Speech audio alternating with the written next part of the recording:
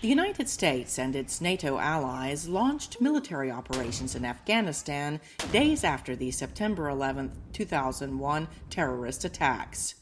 Nearly 2 decades and an estimated 160,000 deaths later, many Americans say they have lost patience with the war and want to see all U.S. troops come home.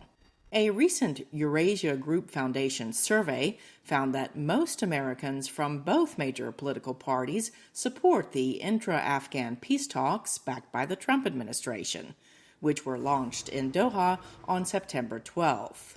What we found is support for the peace talks that are being led by Zalmay Khalilzad are generally supported both by Trump supporters, 63% of Trump supporters, as well as 61% of Biden supporters.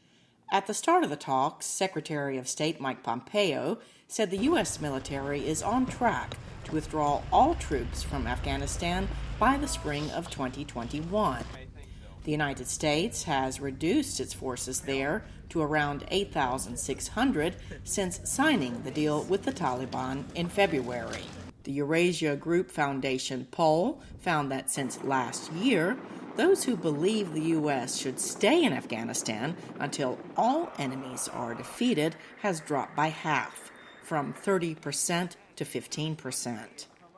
Among those surveyed, younger Americans are fatigued with what many see as endless wars, favoring diplomacy over military deployments, approving of a U.S. president directly engaging with adversaries, and calling for greater global engagement. If there is a new administration or a second term of the Trump administration, the idea that we would sit down with our adversaries largely gets support. Americans want the United States to rejoin different agreements, whether it's the World Health Organization, the Paris Climate Accords, the JCPOA, the Iran nuclear deal.